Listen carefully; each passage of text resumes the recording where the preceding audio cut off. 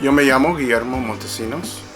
Soy nacido en México, la capital, en la colonia Roma. Y de 3 años me trajo mi papá para acá.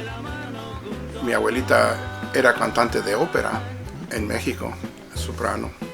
Y me cantaba para dormirme en italiano, francés. Y ahí luego me trajeron de 3 años. Y siempre me gustó la música. Mi hermano toca guitarra y piano. Mi hermano tocaba piano también. Me gustó mucho la música, tanto que me impresioné. Yo quise ser músico desde entonces. Y luego de joven, está muy raro la cosa, pero yo llegué a ver un concierto de James Brown. Y tenía la edad como de unos 8 años, yo creo. Y me impresionó tanto ser la vida de músico. Dije, yo quiero hacer eso un día en el stage. Cantar y la gente que se ría y que estén contentos, ¿no? The way he talked to the people, the way he danced, the music was exciting to watch. It was dynamite, you know. For me as a little boy, my eyes got about the size of silver dollars. Wow, this guy's got something good here, you know. He's dancing, he's sliding across the stage. It's the way he came across to the audience and the way the audience responded to him. And I always wanted to meet him. I never got that chance. I'd seen him and I'd seen Jackie Wilson. I'd seen all the Motown artists, Smokey Robinson, the Temptations, the Four Tops, Diana Ross, whoever was there. As I grew up, that was the music was on the radio. So I listened to all that stuff. Then I'd go home and listen to the Mexican stuff with my dad. Que Solís, que Daniel Santos, que Toña la Negra, que Iri Gourmet, Los Panchos, Tres Caballeros, whatever. And then his friends would come over. They're all in the same atmosphere, so they would all play music. And they all sit around with the little matchboxes playing maracas and stuff, you know. It's great. It was a good time, you know. I grew up with all that. Y entonces, pues lo soñé. Y un día se me hizo un grupo. Y me invitaron a tocar. Yo aprendí guitarra y todo. Y de ahí empecé a agarrar el inglés y el español, porque mi español no estaba tan... nadie conocía mucho el español en música de mis amigos. Pero me metieron en un grupo y ahí me agarré y seguí, y esto me gustó, la variedad me gustó. Mi papá me tocaba música de Solís y que puros mariachis bonitos, los mariachi Vargas y que esto y que el otro, y los tríos. En eso yo crecí. I was born into that stuff, you know. And as I got older, I kept playing with many groups. And one day, my dad comes up. He goes, hey, this guy from a group called Los Elegantes is looking for a bass player. Do you want to try out? And I said, sure, I'll give it a shot. I never played salsa or anything like that, or rancheras for that case. He didn't play too many. It was more Tejano kind of rancheras. So he took me to a club called El Matador on Franklin Boulevard many years ago. In Sacramento? Yeah, and so there was other place, 3 or 4 other guys there waiting. So I got up and I played 3 or 4 songs I've never even played. They just told me, play this. This is in the key of this, C or A or whatever it was. So I did. And after about 2 songs, the guy goes, you're hired. And I said, what do you mean? I said, I don't even know your music. He goes, here's the tape. Next week, practice at 2 o'clock in my house. He gave me the address. And that's how I got into it. That was back in 73. And I joined in 74. And we went all the way up to, last year, off and on, and stuff, you know, because he was sick, he had diabetes or whatever. And then we did a lot of world tours. We did everything, recordings. I met a lot of people. I played with just about everybody that you can think of, just about all the way from Santana to Celia Cruz, Tito Puente, Little Joey La Familia, El Chicano, Tierra, Azteca, everybody that you can think of. And I touched bases one time or another. Yeah, I met a lot of nice people. Yeah. Oscar de Leon. Yeah, there's a lot of different musicians. So Selena, I met the real Selena. You played with them, or you played? We played on the same stage with them. Wow. Yeah, and I got to meet a lot of famous people when we did Johnny Canales shows and Val de la Ona. And yeah, take it away. You got it, no? Yeah. So we met Selena and Los Dinos before they were famous up there. And she had these cow outfits on and stuff, you know. So I've run into a lot of people. Ray Charles in prisons. We did prison jobs. Para Raza, que esto que el otro. We played with Cesar Chavez at his farm over there, and there was one in Delano he was at. There was another one, I think, in Fresno. He had another one in, what the hell was the other one? I can't remember. New Mexico. He had people out there. Yeah. So Freddie Rodriguez, the one I was telling you about, he had his band, the RCAF band. That's when we started hooking up with the Chicano movement. And all. We did fundraisers for Cesar Chavez and the La Huelga, this and that. You know, we did a lot of stuff like that for... Do you know what year that started? Like La Huelga, I don't remember. It was back in the 70s, I think. But like you playing for, events como, there's a lot of posters that have Los Elegantes, and it's like para la causa or for a fundraiser? Like, Well, it just depends how they would approach us and what day and what, where it's going to be at and stuff. And it was all usually freebies on our part, Early 70s. Yeah, during the 70s, that's when we met a bunch of people from the movement, y que esto que el otro, and it was quite a rough time back then, Yeah. But we did it gladly because we wanted to elevate our own gente, We wanted them to move up too, not just us, So we did everything free, fundraisers. Sometimes we did funerals to help, for the movement and whatever it took, just to get in there. It wasn't about us really; it was about progressing as a people, Wow. So it was a lot of hard work, a lot of hard times, a lot of road trips, And I think the last time I seen, like for example, was la Señora Huerta from the movement, the Cesar Chavez stuff, was in Reno, and I think they were there that one time. That was the last time I seen her. That was a good 15 years ago at least, 20. We did a fundraiser for her there, for La Raza and all that stuff. Wow. Yeah. And so you mentioned you tried out for Los Elegantes. So Yeah. Los Elegantes were already playing. Yeah, they've been around since 1958, 57, around there. Wow. Yeah, Johnny Rios and Rene Ornelas were the original founders of that group in the 50s. That's why I'm saying all these other groups that are coming out trying to steal our name, they're young kids. There's no way they could have had it. We have the patent, we have the registered trademark. But it gets to the point you got an entourage of people. Just the lawyer will be there for years, trying to throw everybody off our back. So we're thinking about letting the name go and start over. Some of the people, not all of them, maybe even new ones, and under a different name, but continue the music tradition, And like I said, if our gentleman that passed away, Fred Sanchez, was a really nice man. He was a director, and we go back since the 70s, early 70s, And he passed away. We were starting to regroup again. We're planning stuff to come out and do it again the second time, But unfortunately, God needed him more than we did, And it breaks my heart, but he was a super nice person. Everybody in the band was a good person, And I miss everybody sometimes, Sometimes you sit back and I don't listen to my music often. Really? Only over here when he starts playing my stuff. My son, Armando, he plays my stuff all the time. But my grandkids, they like it. They have their favorite songs off of that. And, that's cool. Yeah, but I joined in late 73, almost, or beginning of 74, all the way up to 2010 maybe. Okay. Something like that. I drop out. But when he gets stuck, he called me. And I go back and play it, and it's just like a revolving door, It's just, hey, I need you, can you help me out? And other bands would call me too, and because I can read and write, so I would go out with them, Yeah. So that's cool. Yeah. Thank you for sharing that. And Sure. also, so when you started, los integrantes de la banda o del grupo, did they all stick around, or there was a lot of? Well, we had some coming in and leaving. Okay. For whatever reasons, health, or they just wanted to do something different. But yeah, we went through a lot of good players. Se casaron. Sí, se casaron. Yo cuando me casé, I had all the band members with me, Everybody was in the wedding. All of them. I had like 22 people in my wedding. They're mostly musicians, Plus the band on stage was musicians. We're all friends too, Yeah, it was a good time. A lot of hardships, a lot of road trips, a lot of airplane flights, driving. So were you a full-time integrante del grupo that you just traveled? That was just your dedication? Yeah. Okay. I did that. Wow. Raised all my kids on it. That's good. So you were successful? To a point, yeah. Just enough to get by, but we're okay. We're still together, I never walked out on nobody, That's awesome. That's good to hear, and just by looking at the title of your shirt, it's just, do you know who created the art? Yeah, his name was Eddie Vidales. He's my compadre. He's a conguero percussionist. Real good one at that, He used to do all our graphics, and he's, very talented guy. He does a lot of stuff for everybody, Okay. He's a good person, man. And our conguero. Yeah. El conguero. And so I came across this record, and that's why I've been looking for it for a really long time. This was done at Channel 40, this picture right here, when you first started, Aquí en Sacramento? Yeah, there used to be a program called Image. Image. And we played there Saturdays, to try to promote the music movement, because it wasn't as popular as it is now, But yeah, back then, that's on the way up, and it was really hard. ¿Y cuál es su canción favorita que canta del grupo? ¿Yo? Sí.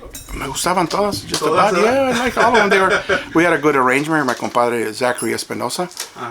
One of the best, good musician, a good guitar player, piano, horn arrangements.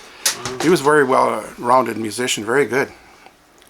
I was el padrino de mi hijo. Entonces, ¿podía explicar quiénes son los integrantes ahí en esa foto? Ok, en este es Mario Hernández. Y luego el Fred Sánchez, el director del grupo. Luego era Nacho Borgoa, el saxofón, trompetista y arreglista Zachary Espinosa. Soy yo. Rudy García en los órgano y piano y acordeón. Guitarrista fantástico, Steve Cano, y Kerry Avery, el conguero y percussionist. Okay. Real good. Yeah, he was super good. All these guys were good musicians. Very good. That's awesome. Thank you. And so was that the first album? No, this is like the second one, I think. Yeah, the first one was that red one over there. It says Los Elegantes. Yeah. Okay. Y entonces, that one's under Luna Records. Yeah, I believe it is. Yeah. Yes. Uh-huh. So how'd you guys come across? Fred. He used to do all the arrangements. Okay. The director. This guy right here. Where's he at? Right here. This gentleman here, Fred Sanchez. Mm-hmm. He was the director of the group, so he did all the contracts and all that stuff. And we met Art Luna, the owner in San Jose. Yeah. Luna Records over there. Yeah, so he liked our music so much. He goes, I got to record you guys. So I said, okay, let's do it. So we did. Did some 45s, and it went off well. Then he said, let's do some albums. So we started doing that. So it was great. The first one we did was in L.A. Okay. In Los Angeles over there. And this was with Super Sonido. Yeah, studios over there. So this was your first one. Yeah. And the same integrantes from this album siguieron el segundo. Some, not all of them. Okay. Yeah. Okay. Something that I really enjoy about the music, is of course the mix of salsa, cumbia, rancheras. Yeah. And le siguieron ese tipo in the next album. Es el que tiene ahí. Yeah. También? I have not listened to that one. Man, it's great. Is it funky? There's a song Cartagenera on there. Oh, that's an old song, but we did our arranger, Zachary Espinosa, did a really nice arrangements on it. Is that the one with Siento Amante? Siento Amarte, no, I think it's on that one, no? I don't see it on here. I don't remember. It's been such a long time, No, it's not on this one. Feel Like Making Love. Siento Amarte. Yeah. Feel Like Making That's an old Roberto Flack song. We did it our way, though. That's a good mix also. Yeah. Wow, definitely. Oldies and Well, we had the guy that did our arrangements, Zach. He had pretty creative. We had a Herman Perez too. He was a piano player. He did a lot of arrangements too, but mostly Zachary did. He was like the main guy doing all the arrangements. He's really good. All that good stuff. And I didn't hear good rancheras until I got older, and that was through Fred, because he played a lot of Tejano music. Okay. He got to play with Steve Jordan and a couple of famous bands. He comes from a long line of good musicians. So he introduced all this stuff, and I liked it. It was kind of, I don't know, up-tempo. A ranchera didn't sound like a ranchera anymore. It sounded more Tejano music, but it's really modified the music and the chord progressions and how it would modulate from this key to that key and come back, and the voices, and Jimmy Edwards. I met all these famous people. Jimmy Edwards, he has a song that, is it Call Me If You Need Me? Or If You Need Me, Call Me? Yeah. Or something like that. Yeah. He did a lot of songs. He did oldies. He did oldies too. I didn't even know he did all that, Yeah. He used to call him the Mexican Tom Jones. Yeah, he was something else though. He was, I met really super nice people. Mm-hmm. And in the 70s, when you were talking about, we played with people like Los Diablos, que Los Felinos, y que Los Yonics, y que Los Bookies, and whatever, was coming up, Mm-hmm. So we played with a lot of those kind of music too. It was totally different.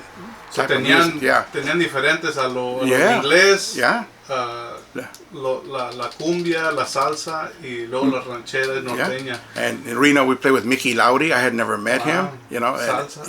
Cumbia, yeah.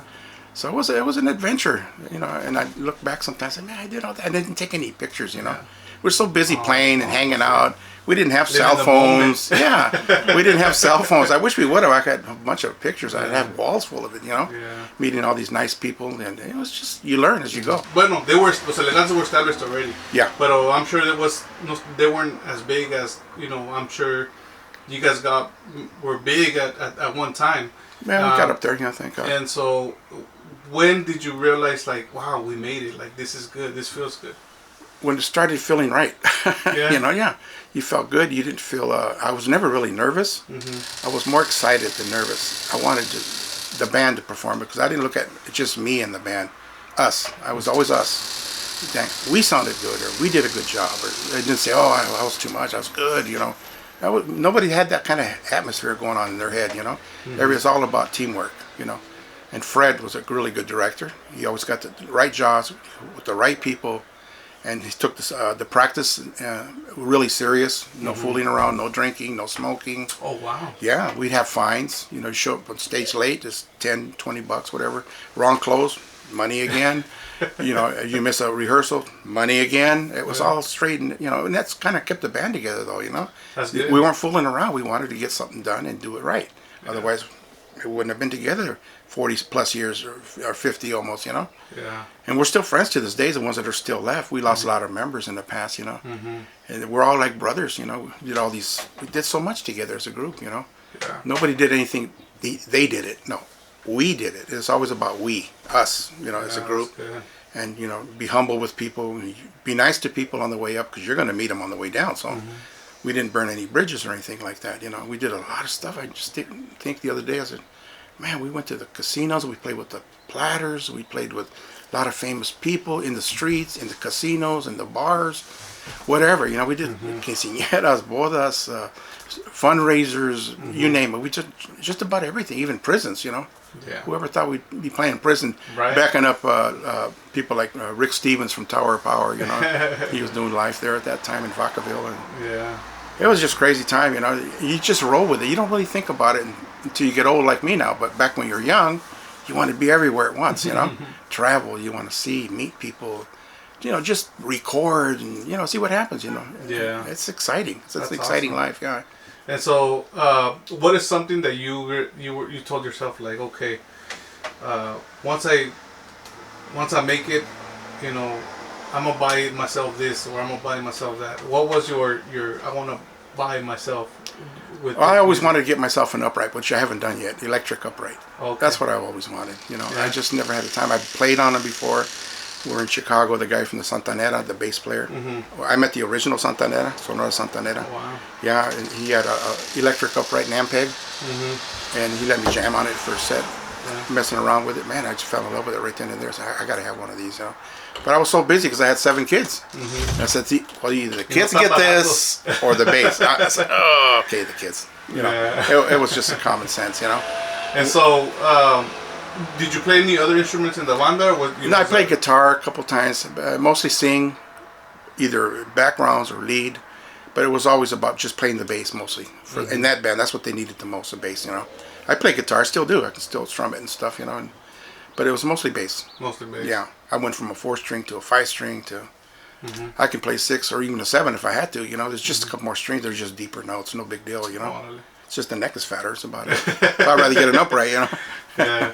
No, and what inspired you to play the bass? Was it something that was just... I like the tone. Okay. The depth, the vibration of it, you know, and just the drive it gets. You got to lock with the drummer, you know. It's all about you two, because either one of you get off, you throw the whole band off in the timing, you know. So the drummer, which was a fantastic drummer that he was, Fred Sanchez, he was the drummer, the director of the band, everything. But him and I, we used to work together and, you know, get those tempos down. Zachary, our arranger and composer sometimes, he would say, okay, just do it like a metronome, you know, keep the time. And we work hard at it, you know. Sometimes we do sectionals where just the horns would do it. Some days it's just vocals. Another time it would just be the rhythm section.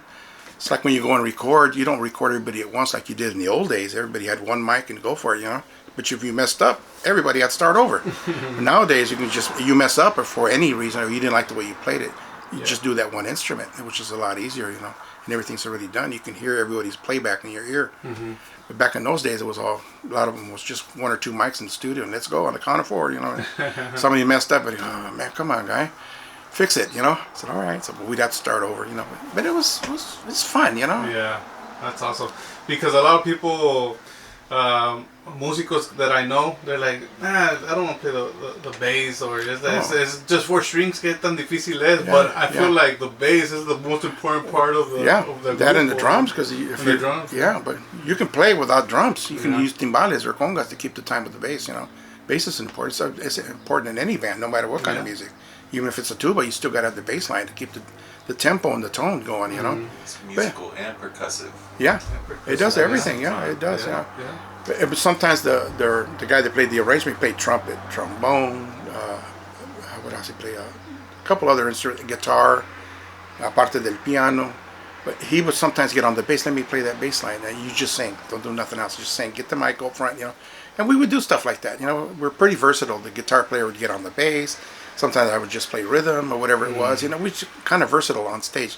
The drummer would get off and play congas. The timbalera would get on the drums. So we're all just like this all over the place, That's cool. Yeah, it's not just standing there all night, the same spot all night. No, we moved around. And then we would switch because the keyboard would get on the accordion and do something else, corridos or whatever we wanted to do, whatever they wanted to hear. Kind of like Los Lobos do, Yeah. How they switch around on instruments. That's what we do. That's awesome. Yeah. And so, what was your favorite place to go, or to go play? What was it, like a big concert, or was it like mostly with, with the Raza, in a park? I always like playing with my gente all the time. Yeah. It was exciting. Like Southside Park, you do all that stuff with Cinco de Mayo, 16th of September. Sometimes, unfortunately, we had to go to the prisons, but there's a lot of our Raza in there, man. And, for whatever circumstances, they're trapped in there. And they have no outlets. And if we can give them a little peace of mind for a couple hours, say, we would do it. We would risk ourselves because we'd get, updated before going out there that don't do this and don't do that. And, don't get too close to them and all that. But they're not animals, man. They're human beings, Yeah. And we never had any kind of problems like that, because we had escape routes in case something went wrong But it all turned out well, and it was exciting to play for your gente. Unfortunately, they're there for whatever circumstances put them there. Same as when we went overseas, we did the Army, the Navy, the Coast Guard, the Air Force, whatever branch the United States has overseas, we play for La Raza. For our gente mostly. And the gabachos, they would be out there dancing too, Yeah, get down. We played oldies for them. You get some funk music like Rick James, and we played rancheras, que los Tigres del Norte kind of music, whatever they wanted to hear, Los Tejanos, hey, we got any Tejanos out here? Yeah, they all go crazy out there, Yeah. Started singing like all my exes live in Texas for the people from Texas, and they do it in Spanish. All my viejas son de Texas, and they go crazy out there, Yeah, and it was happy times, because you see these guys, they're so hungry they're going to go to war or wherever they were getting shipped to the next day. You might not see these guys anymore, so give them the bad. They insist on hanging out with us afterwards. They would follow us from camp to camp. We'd get there and they'd have beer and food. They'd already be in our hotel room sometimes, just wait for the bus to show up, It was exciting, That's cool. Yeah, I loved it. I miss all that. Yeah. Yeah. So you traveled overseas? Yeah. Two or three tours. What was your favorite place to go? I liked Japan was a lot. Japan was awesome, yeah. Yeah. Korea's okay. The first time was really hard. Had too many people, a lot of smoke, smog. It was crowded like heck, This last time we went, it was all cleared up, blue skies again, because it used to look brown, and the emission standards were horrible out there the first time. Second time, you didn't have a problem, so I didn't have to use an inhaler or nothing. It was pretty smooth. Wow. Big difference. I felt like I was in another state. It is not like it used to be. I was scared to come back there. I said, oh man, it's gonna kill me with this asthma stuff, But I don't know. It's all cleaned up. Estaba bien suave, So wow, but that Japan, I really liked Okinawa. Okinawa. Yeah, Kadena Air Force out there. It was really nice. Oh, okay. The food, So how would you get contracted to go play over there? Okay, we were playing at a place in the I think it was a hotel or something, and the lady showed up from the military, and she was a scout for the entertainment services. Department of Defense. Yeah, Department of Defense, and she just fell in love with the band. We didn't get to finish the first half of the show, and she came backstage. She goes, I want to hire you guys, Well, that's what we need overseas because there's a variety of, a lot of not only Hispanics, but there's a lot of black guys that like music, women too, and so we had to cater to the soul music. We had to cater to the raza, to this and to the country western people, and to the rancheros, and so we had a variety. So that's what she liked, and she said, "Oh my God, you guys play everything."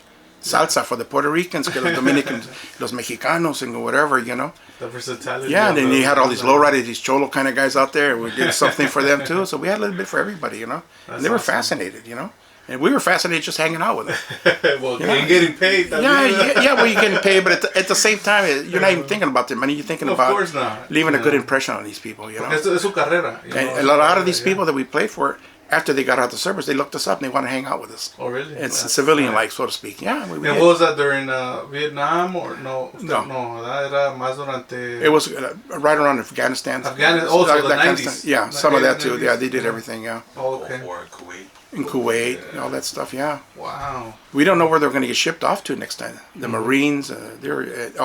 We went to the DMZ in North Korea. That was kind of scary, you know. Really? Yeah, they got a little room there with about 2,000 microphones, or if not more. They're hanging from the ceilings. Everybody's taping each other, and they have like a fine line there. Don't cross that line because if you're in North Korea, and don't do this and do that. And yeah, we got these big boys. They're like 6'9", Marine guys, big, buff-looking guys, you know. They look like The Rock, you know, big guys, you know. And they stand face to face, like about this far from each other, and just like this all day long, 8-9 hours like this. Dang. And like, don't cross that line because then you can get stabbed, killed, or whatever. Whatever. But it was nervous because once we crossed over, you can't take pictures, you can't point, you can't do this, don't get close to the other people because they'll take your things and que esto que el otro. And it was kind of nerve-wracking because they gave us a little update before we took that trip. They showed us film how some of those people got massacred by the North Vietnamese came over with machetado and all these soldiers and stuff right out of their jeeps, and I said, "Oh my God, I don't want to do that," you know. And so they prepared you. Oh yeah, they told us what to do. We had to sign waivers saying if we cross and something goes wrong, the government's not going to be responsible for us. But if you still want to do this, we did, you know. Yeah, let's do it, man. You know, it was Raza over there. We had to go. We had to go, you know. We just had to go in the DMZ, yeah, demilitarized zone. Yeah. And then these guys are drinking, and then they get on their hands and knees, and they start rocking up and down. The guys that jump on the back like surfboards, drinking, chugging beer, playing Wipeout for them. That song Wipeout, and it was just having a good time. Yeah, it was that's something to see. These big boys, you know, they do 3-day shifts over there, and man, it was very entertaining and very satisfying. You know, that's awesome. It's just the waiting that kills you. You wait in the airport 3-4 times, and switch planes, and get C-130s, get jets, all day long. Sometimes take us helicopters. We did all that stuff. They take everything in pallets, man. We got on a C-130 one time. We had 2 tanks and about 6 pallets and 2 other bands on there. And everybody had their own stacks of equipment. And I said, this thing's not getting off the ground already, you know? Yeah. And then you sit sideways like this. You're facing each other, and the pilot's over here. And it's kind of weird because you're doing this number like, you can't see. There's little tiny port windows like that. You can't even see outside, you know? You have to go up to the port. You got to use the bathroom. You got to stand on the back part where it goes down. That ramp, you got to hold on to the rail and the little bucket up there. Oh, the película, man. I was like, oh my God. Yeah, the plane's doing all this and the fog and oh my God. It's pretty rough. Yeah, no, thank you for people don't see all that, you know. You just think, oh, they're on the band. You got it made. No, it's a lot of work. Oh yeah, it's setting up, tearing down. It's a full time, you know. And so, when was the last time Los Elegantes played? Well, the last time they played, I didn't play with them, but it was, I would say about 3 years ago, maybe. I'm guessing, you know, about 3 years ago. Pre-COVID? Yeah, it was pre-COVID. Ya son 3 años. Por ahí, yeah, it was in 2000 and what was it? 220? 220, yeah. 2019. Yeah. Wow. But they still get together. They do like, they have an annual New Year's dances and stuff like that they do. We did a toy drive for the kids this last November. Yeah, we did a toy drive with another band. So we get as many bands as we know donate time. And we raise things for the children, you know, get them the toys and stuffed animals, or they don't have Christmas presents. They're broke, money, whatever they need for food or whatever. So we donate time. They've been doing that for 10 years, maybe more. Okay, so you guys do like once in a blue moon? Well, it's been a while. Yeah, we'll do it again. We're even thinking about maybe regrouping again. That would be nice. Yeah, but we might change the name though because it's too much nonsense. Nonsense. There's a lot of overhead on it. Oh, okay. And the attorneys are, you know, they're more than happy to work for you, but they charge you an arm and a leg, you know. So you know, it's after 45-year run. It's no big. It's just a name, you know. It's not going to go any further than it already went. Like the casinos and you know, there's a lot of highs in this stuff, you know. My best thing is working with other bands. It was amazing to watch them work and get to hang out with them afterwards, you know, and make friends. Some last for a long time, you know. Even if you don't see each other for a long time, when you run into people again, like Tower of Power and stuff. Every time I seen them, we'd go backstage and have beers and talk, and it was great, you know. Emilio is the director of the group. He's awesome, man. You know, they're all good. Rocco, the one that passed away, he was one of the best bass players I've ever heard in that kind of music, you know. Yeah, he was something else on that bass, you know. But they were friendly people. They're humble, very humble. That's what I liked about them a lot. Emilio Castillo, the director of the group, Chicano también. Wow. You know, he runs a band. He lives here in Sacramento? Or? No, I think he lives in Oakland. In Oakland. Yeah. Oh. They're still around. Those guys been going around for 50 years at least. And they're still going strong. And it's still bad as ever, man. Yeah. No, está bien. And then you mentioned the leader of Fred Sanchez. Frank Sanchez. Yeah, Fred. Fred Sanchez. So how was it working with Fred Sanchez? It was an experience. He was a good person. Yeah. Good musician. He was focused a lot. You know, sometimes we bump heads and this and that, but it was minor stuff. Nothing to worry about. You know, we all worked it out. You know, communication. It's all about the communication. And yeah, he was a great person. I was happy to work with him. I was thinking about doing it again. You know, we didn't see each other for some years and stuff, but you know, every time we ran in, it was all about hugs and how are you and you ready to come back? Are you ready to do this? You ready to do that? You know. So I took him serious this last time, about a couple of months before he went. That we were going to regroup, and we're talking about this. Who can we get? Who's interested? Should we approach this one? Should we do that and this? So that's what we were working on. But unfortunately, you know, so we missed it. But he was a good experience, and I learned a lot from him, actually. Yeah. You know. Pues que Dios lo tenga en su gloria. Yeah. And Armando was telling me, and you mentioned about your daughter also. Yeah, she's a singer too. Singing. So you inspire your.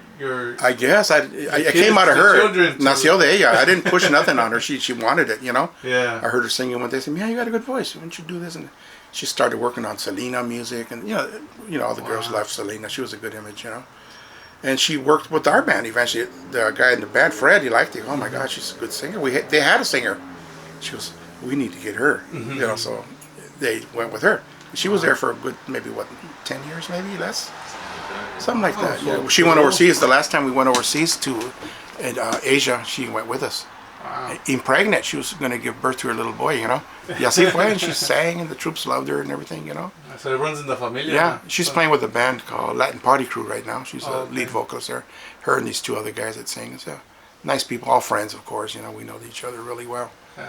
And then you have grandsons now también. Hopefully they're not really. They like listening to it, but they don't really play anything. Except his daughter. Right. His daughter plays piano, Remy. Yeah, really? my granddaughter. Yeah, she's taking lessons. She's getting pretty good at. She sings really good. She sings really well. She sings on some of his creations on the CDs and stuff. Way? Yeah, she sings too. That's awesome, man. Yeah, and then who else plays it? How old is she? She's 13. No, pues ya está explorando. Yeah, she likes it, you know. 2 14-year-olds. Very proud of her. Make beats also. Yeah, they come up here. And were the ones you were on live last time? I wasn't on live with them, but there's a couple videos and pictures with them. Oh, yeah, man. Yeah, they're interested. They're getting their hands in the música industry, right? And my daughter's the singer, Laura. Her daughter, Reina, she's interested in singing oldies and stuff like that. So she's been practicing by herself. She got a good voice. Good. She's learning their own, but it's got to come out of them. You can't force things on people because the more you do that, the more they start fighting, and then after a while, it just goes away. Yeah. So they're trying really hard. And I'm sure your equals are very proud of you of what you brought them, and I'm sure you're proud of your I'm very proud of them. Yeah. That's awesome. Thank you for sharing all this. You know, it's information that we don't really know. Yeah. Right? You know, and you know, maybe mine might be a chismoso or whatever. No. But I think, you know, people seem to forget. You know, or people are looking for it because whenever we post something on Instagram, they're like, "Oh, that used to be my uncle," or "Where can I get a disco?" And you know, and all this gets lost. You know, it's thanks to people like you that keep it going, because otherwise people wouldn't know or even care. You know. Yeah. But there's a lot of good stuff out there, a lot of good artists. You know, if you just give them a chance, you might like what you hear. You know. It's crazy. Pues muchas gracias. Y le agradecemos por la oportunidad de estar aquí con usted. I'm sure Los Elegantes will come back fuertes. I hope so. Los Elegantes, tal vez, o tal vez otro nombre. Ojalá. Si Dios nos da vida, pues ¿por qué no? Do it a second time. Round 2. Why not? Huh? Yeah. No, pues thank you. Any last words you might want to share? Anything coming just keep doing what you're doing and keep abre los ojos, que la gente vea todo lo bueno. Not everything is banda, not everything is funk, and not everything is hip hop. It's variety. That's what makes this world go around. If we all thought the same, it'd be boring. You know, but you got to have an open mind, and no matter what it is, listen to it before you knock it. You know, if you don't like it, it's your prerogative. But you got to keep doing what you're doing, because thanks to you, people are realizing there's a lot of good stuff out there. They wouldn't know otherwise, you know. Thanks to the YouTube and the internet, and whatever, you know, it's helping a lot. You go further than just being in person, you know. It opens cada cabeza otro mundo, you know. Yes. No, pues Muchas And gracias. thank you. No, okay. God bless you guys.